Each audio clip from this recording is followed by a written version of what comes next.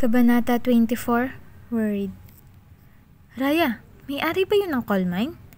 Usisa ni Aling Marta na nasa harap na ako ng 3 putahing niluto niya para sa araw na iyon. Bilang lang yata sa daliri ang nagrerenta sa pad na ito. Isa iyon sa dahilan kung bakit hindi niya kayang araw-araw na magluto ng ulam dahil hindi naman makakabawi sa pagluluto niya ang magiging kita. Opo. Hinayaan ko si Hades na magwalis sa pinakamakalat na parte at nang nagkaroon ako ng pagkakataon at natapos din sa banda ko, unti-unti na akong umalis nang hindi nagpapaalam. Because why would a Raya Graciano ask permission anyway? Bait din nagwawalis din. Inutusan ka ba noon? Umiling ako at tinanggap na ang inabot niyang supot ng ulam ko. Hindi na ako nag-aksaya ng panahon. Umikot na ako para makadiretso na sa kwarto. Sa kagustuhan kong tahimik na makauwi, nang nagtagpo kami ni Hades sa hagdanan, halos napatalon ako sa gulat. His brows were furrowed and his eyes serious as he looked at me. Dahan-dahan akong naglakad at dahil nasa gitna siya ng daanan, pinipilit kong tumabi. I thought he'd take the hint and step back but he didn't. He only looked at me, so I had to interrupt the awkward silence. Bumili na ako ng hapunan. Natapos kasi ako kaagad kanina. Tapos ka na? Tapos na. Then, more of that awkward silence. Halos marinig ko na ang sariling pintig ng puso. Kung hindi pa ako gagalaw at magsasalita, baka marinig niya na rin ang puso ko. Well, then, excuse me. Mabilis akong tumabi at nang nalagpasan na siya, hindi na ako lumingon habang tumatakbo paakyat. Kakaibang ginhawa ang naramdaman ko na nasa loob na ng kwarto. I don't have to face Hades here. Pero muli nga lang naging alerto nang narinig ang pagbukas at pagsarado ng pintuan niya sa kabila. Nasa kwarto na rin siya. Do you still have money? I seriously can't imagine your life spending that small amount in a long, long time. Si Mami na wala man lang binalitang kahit ano tungkol sa bilin ko. I sighed and answered her in a whisper. I'm working now, Mom. Isa pa, mababa ang cost of living dito. 10 piso lang, isang ulam na. Ano, Mami? Napag-isipan mo na po ba ang pag-i-invest sa mga Riego? I said the last word with utmost care and silent whisper. Anong klaseng ulam yung 10 piso? Feli, nakaka-apekto sa kinis ng balat ang kinakain mo kaya baka pumangit ka sa mga kinakain mo riyan. She sounded so alarmed. Gulay po yung 10 piso, Mami. Kaya it's okay. Now you're diverting my questions. I want to know about the investment with the Riegos. Bakit mo ba pinipilit iyan? Na-high blood ako sa apelidong yan. Isama mo na ang lahat ng nakaaway natin noon tapos isinali mo yan sa usapan natin? It's another long, long rant of Mommy's extreme hatred for them and everyone. Kaya naman sa huli, wala na talaga akong nagawa kundi ang magsiyasat sa internet. I don't have any social media accounts. Imagine if I revive my old accounts and post there, baka isipin ng mga kaibigan kong minumulto ko sila at hindi kailanman natahimik ang kaluluwa ko. It's actually funny to think about it now, but I know it's a serious matter. Inubos ko yata ang gabi ko sa tahimik na pagbabasa sa mga nakikita ko sa internet. Unfortunately, I couldn't seem to find any information about the Riegos. It's like the company activities are purposely kept mum. O ganoon ba sila noon pa? Hindi mahilig ibalandra ang mga naging achievements? Natigil lang ako sa paghahanap nang nakahanap ng isang medyo outdated na article kung nasaan isa sa inilista ang magkapatid na Riego. There was nothing about their business ventures, nothing about their investment offers, or anything of that sort. Just the shallow talk about his personal life. You spent most of your childhood living in Portugal. Is that the reason why you'd rather be out of the country? No, I have work. That's why I'm almost always out of the country the past few months. I will always make sure to come back home though. That's all when it comes to his work. Ano ba kasing klaseng article ito? Kung sa bagay, mukhang hindi galing sa isang business magazine. Curious, I read on to see his answers for every questions. Does being a Riego attract girls? I don't think so. What a question. Have you ever been broken-hearted? Yes. Oh, you have? We can't imagine that. So someone has turned you down? Yes.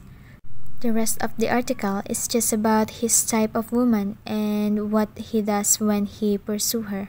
Paulit-ulit kong binasa iyon kahit na halos wala siyang masyadong paliwanag sa mga sagot. Nakatulugan ko ang paulit-ulit na pagbabasa sa article na iyon, pati ang pag-iisip na hindi man lang siya tinanong kung may girlfriend ba siya. Curious pa naman ako. Isang katok ang gumising sa akin pagkatapos tumunog ang alarm ko kinabukasan. Kinusot ko ang mga mata ko at inisip kung nakapagbayad ba ako ng renta sa buwang ito. 1 taon ang binayaran ko Kaya bakit ako sisingilin? Kumatok ulit kaya wala akong choice kundi ang tumayo. Binagsak ko ang tingin ko sa aking pantulog sa ternong seda. Inayos ko ang strap bago tumulak na sa pintuan para buksan iyon. Kung kanina, inaantok pa ako. Ngayon, tuluyan ng nabuhay dahil sa nakita. Hades Riago is behind my door, bringing a large food container. Bagong ligo siya at nakapagbihis na rin. He looked a bit hesitant when he saw me. Sorry, did I wake you up? He said in a low voice. Hindi. Gising na ako, pero hindi lang bumangon. Agap ko kahit hinang-hina at naliliyo pa sa antok kani-kanina lang. He nodded and his eyes swiftly surveyed my room. Bahagya akong napatingin sa loob at nakitang nasa kama ko lang ang malaking iPad ko. His eyes stopped on me. Kinakabahan, halos bahagya akong isarado ang pintuan ko. Nakapagluto na ako. I just want to give you this. Gusto ko sanang tanggihan dahil kinakabahan na talaga ako pero alam kong hahaba pa ang usapan kapag ginawa ko iyon. Thank you, sabay tanggap ko. Mag-aayos lang ako para sa trabaho. Alright, I'll prepare too, for my work. Hindi na ako makatingin sa kanya. Unti-unti kong sinarado ang pintuan at pinabaon lang ang muling pasasalamat. Humilig ako sa pintuan pagkatapos ng ilang sandali. Isang malaking buntong hininga ang pinakawalan ko. Sinuyod ng mga mata ko ang mga gamit na maaaring nakita niya.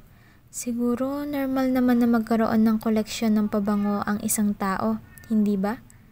Naisip ko iyon habang tinatanaw ang iba't ibang kulay at laki ng bote ng designer perfumes sa tukador ko. Bumagsak ang tingin ko sa pagkaing ibinigay niya. Lumihis nga lang ang titig ko sa suot ko. Uminit ang pisngi ko nang natantong sa sobrang sanay kong walang kumakatok sa kwarto ni hindi na ako nag-abalang magbra nang buksan ko ang pintuan. What the hell is wrong with you, Felicia? I groaned and sat on my chair as I contemplate the embarrassment. Muntik na tuloy akong malate. Marami ang niluto ni Hades at hindi ko halos maubos ang ibinigay niya. Naisip kong itira ang iba para sa hapunan mamayang gabi. Hindi ko na kailangan mag-isip kung sino ang unang magpapatunog ng wind chime sa coffee shop. Kaayos ko lang ng apron na nakapatong sa aking pantalon at polo shirt nang pumasok si Hades at naupo sa gitnang lamesa. Tapos na siyang nag-breakfast ngayon dahil hinatiran nga niya ako kanina. Posibleng inumin na lang ang i-order niya. Baka magtaka pa si Tunying dahil sa ilang araw niyang pagbalik dito, lagi siyang umu-order ng breakfast meal. 1 Americano. I thought he'd never say it. Paano ba naman kasi tinitigan niya pa ang menu at ilang beses pa siyang sumulyap sa akin. Akala ko may iba siyang gusto sa menu. Hindi ko inasahan na parehong order lang pala ang gusto niya. Alright sir. Tumalikod ako at gumawa na ng order niya. Hindi na ako sigurado kung namamanhid na ba ako sa lakas ng pintig ng puso ko o nasasanay na ako dahil sa dalas ng punta niya rito. Matatapos pa kaya ito? Hanggang kailan kaya niya planong pumunta rito araw-araw? I can imagine him going back and forth to his new coal mining island for his stay here. Pero bakit narito lang siya? Siguro naman next week tuluyan na nga siyang magseseryoso sa pakay niya rito, hindi ba? Maagang dumating si Tunying. Narinig ko ang boses niya papasok ako sa kusina. Pagkatapos kuhanin ang order ng isa pang customer para ibigay kay Aling Rosa. Narinig ko ang maingay niyang bati kay Hades at hindi kalaunan narinig ko na siyang pumasok na rin sa kusina. Good morning Raya at Aling Rosa. May sikreto pang maligayang batian sila ni Aling Rosa. Hula ko dahil maganda ang araw nila kahapon dahil sa pagpunta ni Governor. Sayang at wala ka. Nasarapan si Governor sa pasta ni Aling Rosa. Nakapag-picture kami at ipapatarp ko yun. Tumigil ako at nagpunas ng kamay para kausapin si Tunying. Buti, congrats. Sayang nga eh, at umuwi rin kaagad itong si Engineer Riego. Hindi tuloy siya nasama sa picture. Nag-iwas ako ng tingin sabay tango. Hindi ko alam bakit ginagapangan ako ng guilt. Pero okay pa rin ang araw ko. Dahil, hulaan mo, malapad ang ngisi ni Tunying. Halos kita ko lahat ng malalaking ngipin niya. Ano? Nandito lang naman ang prinsesa ng buhay ko kahapon. Oo nga pala, at pamangkin ni Governor si Cliff. Hindi nga malabo na sumunod siya rito. Nasarapan din siya sa luto ko. Nagsisisi nga ako eh. Busy ako sa pag-entertain kay Gov, kaya hindi ko siya naipagluto. Bawi ako next time. Pupunta daw siya next time kasi masarap daw eh. Mayabang nasabi ni Tunying. Tumango ako. Good for you then. Hindi mo na kailangan niyan ng gayuma? Nagtawanan kami ni Tunying. Uy, grabe ka. Sa gwapo kong to, mahuhulog at mahuhulog din si Cliff sa akin. Pero, bakit? May gayuma ka riyan? Wala. Sabay irap ko. Kailangan ko ba nun? Tumawa si Tunying. Ang lakas mo talaga. Anyway, nang hinayang nga ang mga kaibigan ni Cliff na umuwi na si Engineer Riego eh. Nagugwapuhan sila roon, pero syempre, hindi naman daw lalandiin kasi nirerespeto nila si Miss Marian. Nagtaas ako ng kilay. Paano mo nalaman? Sinabi nila? Oo, napag-usapan nga kahapon. Nagsabi naman si Naneti na nagugwapuhan lang daw sila at yun lang yun. Bakit? Inabala ko ang sarili ko sa paglalagay ng mga tasa sa tray. Sabi noong Miss Marian na hindi nila pwedeng landiin si Hades. Hades? Engineer Riego naman, Raya. Nakakahiya. Oo nga pala. Sorry. Engineer Riego? Ewan ko, sa kanila na yun, usapan ng mga babae.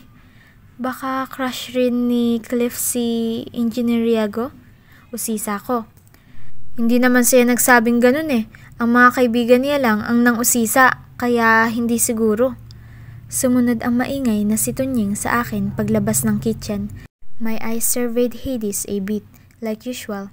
Nahuli niya ang tingin ko at natural ko lang na iniwas. Kunwari nadaanan lang siya ng mga mata ko. Kung bakit ba kasi riyan siya sa harap umuupo? Bakit hindi na lang sa tabi ng bintana para naman medyo malayo siya? At dahil inspired ako, heto ang binay ko kagabi. Halika, tikman mo. Masiglang sinabi ni Tunying kasabay ng pagkuha ng isang piraso at pagparte noon gamit ang tinidor. Mamaya na. Sabi ko habang inaayos ang mga tasa, pero dahil nasa harap ko na ang tinidor at wala nang makakapigil, wala na rin akong nagawa. Sige na, isang subo lang, tikman mo. Tulak ni Tunying sa akin.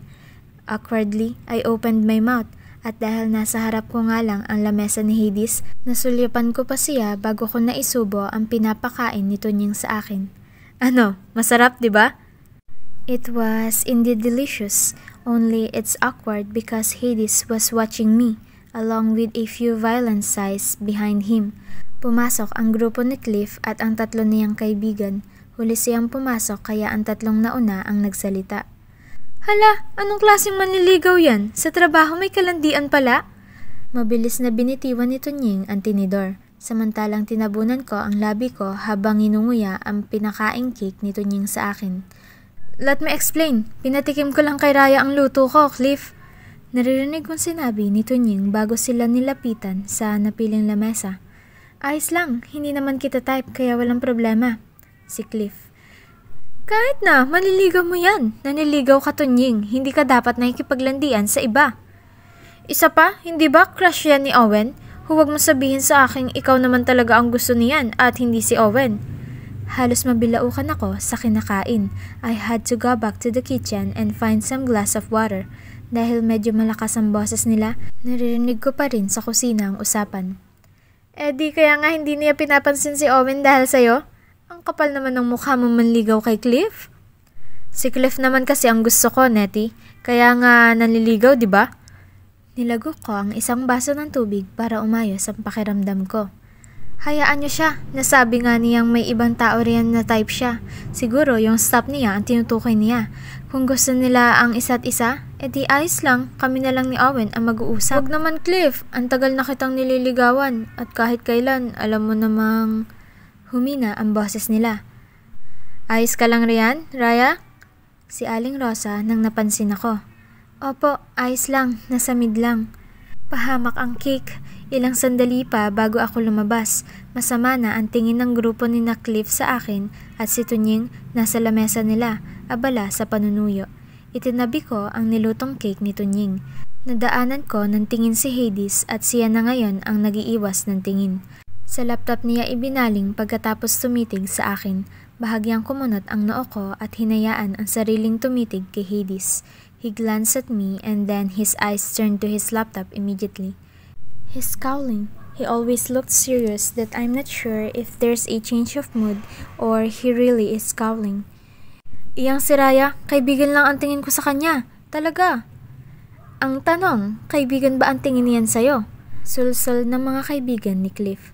Palipat-lipat ang tingin ni Cliff sa mga kasama at nang napatingin sa akin, isang irap ang ibinigay. Gusto kong umapila pero baka mas mapahamak lang si Tunying kung may kisali pa ako. Hinaan nyo ang mga boses nyo at nagkukunwari yan dyan sa counter para lang makinig sa atin. Hindi naman ganyan si Raya, Nettie. Pinagtatanggol mo siya at sinasabi mong hindi mo siya type? Si Cliff. Kaibigan ko siya, Cliff, kaya pinagtatanggol ko. Talaga lang ha? Pinagkakalat na ni Owen na magdi-date na raw sila. Since kaibigan mo siya, sinabi niya ba sa'yo? O nilihim niya para hindi mo alam? Ang isa pa sa mga kaibigan ni Cliff. Mas lalong umasim ang mukha ni Cliff, lalo pa nang bumaling si Tunying sa akin, may tanong sa mga mata. I didn't react for him. Nagpatuloy na lang ako sa ginagawa at sa huli, nang nagtanghalian na, kinuha ko ang order ni Hades at tahimik nang bumalik sa kusina. Kumakain na ako ng tanghalian nang natapos ang pagkain ni Hades. Tumayo ako at kinuha ang tray para ihatid na. Pumasok si Tunying at agad na nagsorry sa akin. Kumalma na sila. Sorry talaga at nasasali ka, Raya. Ang bad timing naman noong sinubuan kita nang pumasok sila. Sana sinabi mo na wala naman akong gusto sa'yo at wala ka rin gusto sa akin para mapanatag mo si Cliff at mga friends niya. Yun nga pero alam mo na, mahirap kasi nasaktuhan tayong gano'n ng ayos. Pasensya na talaga. Pero totoo ba na pinaunlakan mo nga si Owen? Para lang matigil sa katatawag, Tunying. Sandali lang at ihahatid ko lang tong pagkain. Sabi ko, sabay tingin sa tray na nasa gilid namin. Sige, at espesyal kong lulutuin ng pagkain ni na Cliff at ng mga kaibigan niya para lang malimutan nila yung nangyari. I smiled lightly and nodded. Hindi ko gusto ang nangyari, pero ayaw ko nang dumagdag pa iyon sa iisipin ko. Hindi nga lang may iwasan kasi paglabas ko ng counter, mabilis na bulungan ang ginawa ng mga kaibigan ni Cliff. Hindi ko na kailangang manghula kung ano ang pinag-uusapan. If backstabbing could kill, I'd probably die on the spot. Here's your order, sabi ko sabay tingin kay Hades. Thanks, he said and looked at me once. Nilapag ko ang pagkain pati ang inumin. Hindi niya na ulit ako sinulyapan. Unti-unti akong tumalikod at bumalik na sa kusina para tapusin na ang tanghalian. Sa ilang araw ni Hades dito sa coffee shop, minsan na rin namang ganyan ang reaksyon niya tuwing tumitingin ako. It's just felt weird this time because he's done it until my duty has ended. Every time I look at him, he looks away. Maraming beses ko rin napansin ang pag-igting ng kanyang panga tuwing nakatitig ako at nakatingin siya sa kanyang laptop. Salamat, Raya! Si Tunying nang hinubad ko na ang apron dahil tapos na ang duty ko. You're welcome. See you tomorrow. Tahimik akong naglakad palabas ng coffee shop. Medyo lito pa ako kung magpapaalam ba ako kay Hades. Pero dahil hindi naman siya nakatingin, nawalan din ako ng lakas ng loob na magpaalam. Nakita ko ang bulungan ng grupo ni na Cliff. Hindi ko na pinansin nang lumabas ako at sumakay na ng tricycle. Nakasimangot kong tiningnan ang maruming sapatos ko. Maulan nitong linggo, kaya laging putikan ang daanan. Bago ako umakyat, para hindi maputikan ang hagdanan at ang kwarto, at gaya ng isa sa rules ng pad, lumapit ako sa balon para kumuha ng tubig at mahugasan ng kaunti ang dumi roon. Hindi ko pa nahuhulog ang timba, Tahimik na nagpark ang SUV ni Hades malapit doon. Suminghap ako. Hindi na naman siguro siya lalapit dito dahil hindi naman ito madadaanan sa hagdanan. I heard the quick alarm of the car. Ibinagsak ko ang timba sa balon.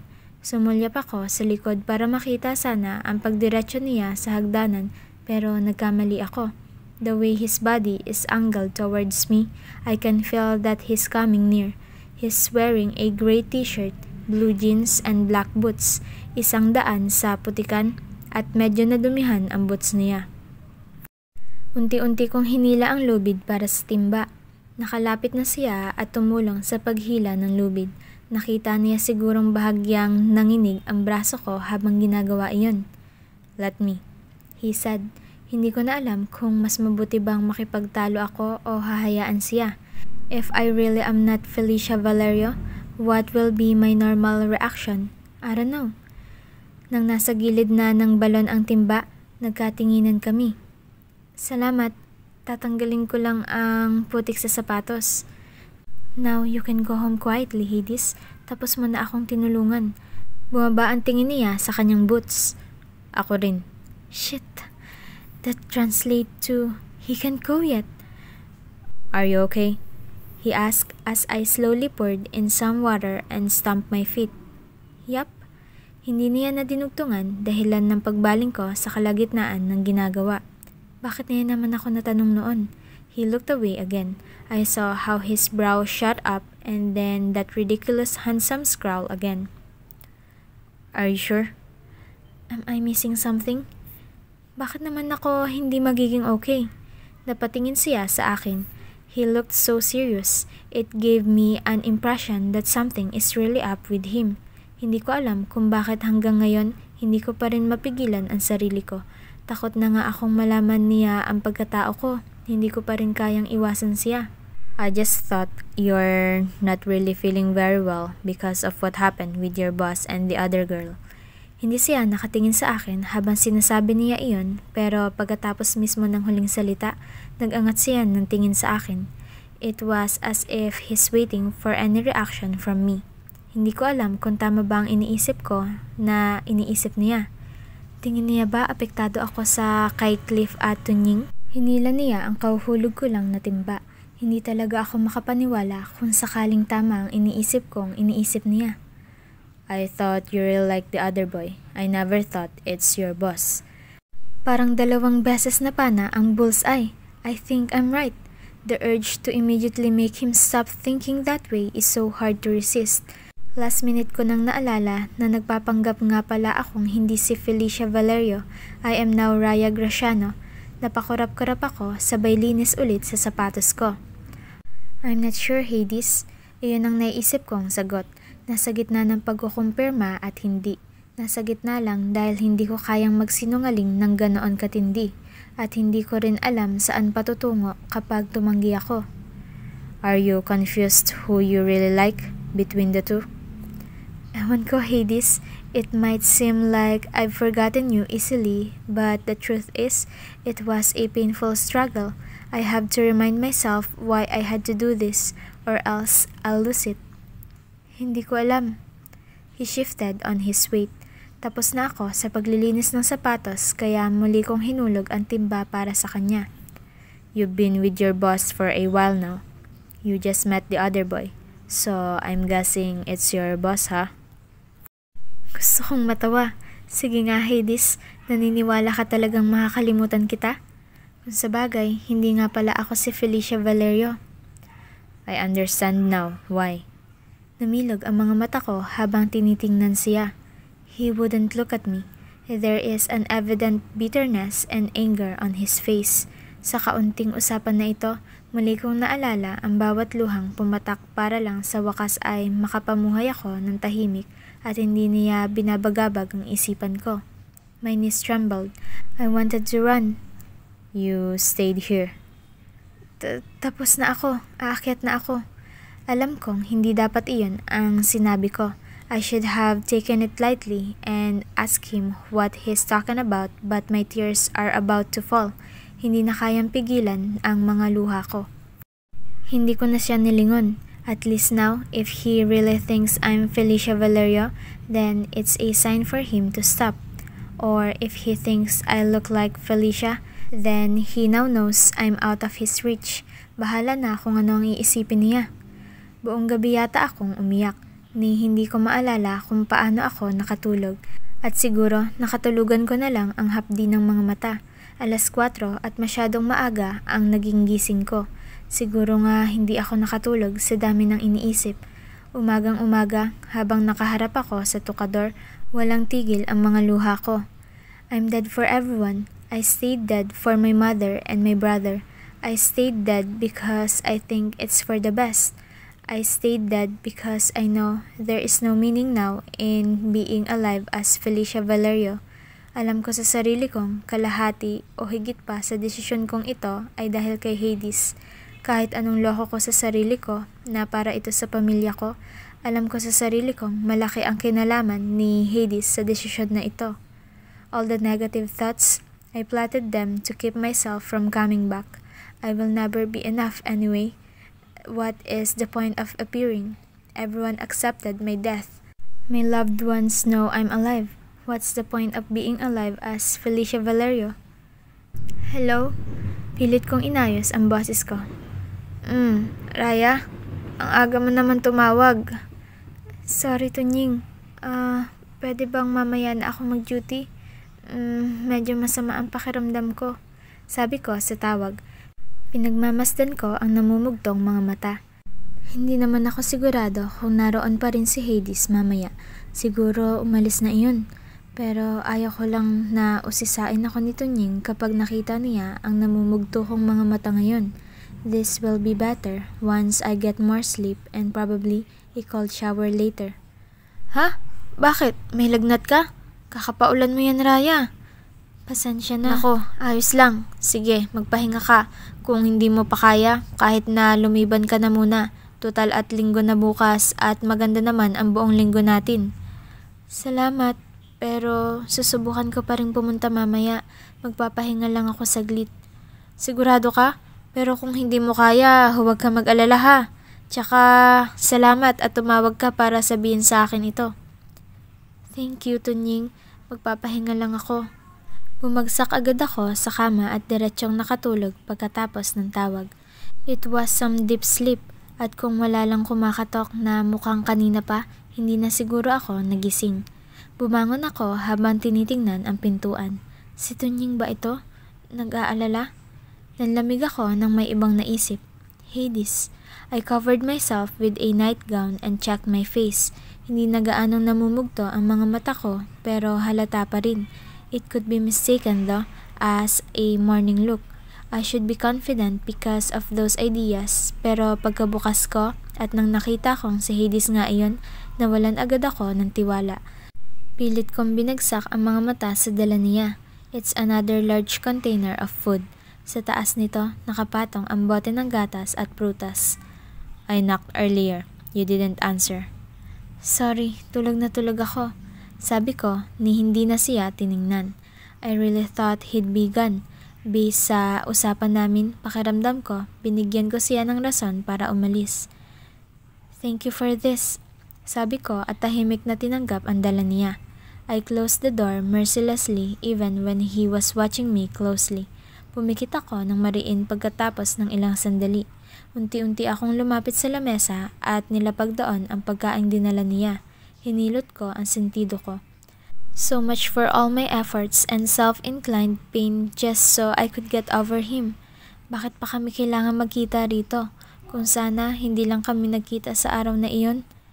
Hindi pa natatapos ang ilang minuto, isang katok ulit ang narinig ko. I sighed and went to the door. No need to guess who it is. I opened the door and saw Hades. May thermometer na sa kamay niya ngayon. Nagulat ako. I couldn't help my wide eyes. Ayos lang ako. Hindi ako nilalagnat. Agap ko sabay sulyap sa kanya. Thank you. Magpapahinga lang ako. His head tilted a bit and I could almost feel him losing his patience. Pasarado ako ng pintuan nang pinigilan ng kanang braso niya ang ginawa ko. Napatingin ako sa paglapat ng braso niya, hindi kalayuan sa taas ng noo ko para lang pigilan ang ginagawa ko. His brows furrowed and even he sensed his temper. He withdrew his arm. He tried to calm it down and lessen the damage. Hindi ko tinuloy ang pagsarado ng pintuan. Natili ako sa harap niya. His lips parted. "Sorry," he uttered. Banayad kong binawi sa kamay niya ang thermometer. I looked at him as I put it on my arm. He watched me intently as the silent seconds passed by. "I'm fine," sabi ko. Tumango siya pero nararamdaman kong napipilitan lang. "Wala akong lagnat," dagdag ko. "I'm worried." Kumunot ang noo ko. Tumunog ang thermometer kaya tinanggal ko at sinulyapan ang normal kong temperatura. "You shouldn't be. I only looked like your ex. I'm not her," I said the obvious, losing my patience sabay bigay ng thermometer sa kanya. Tinanggap niya iyon at tiningnan. Hindi man lang inisip ang sinabi ko. Gusto kong umiling. Whatever I'm doing, it isn't effective. Damn it. Which one is it? Is he convinced that I am Felicia Valerio? Or is he holding on because I look like his dead ex? "Magpapahinga lang ako," sabi ko.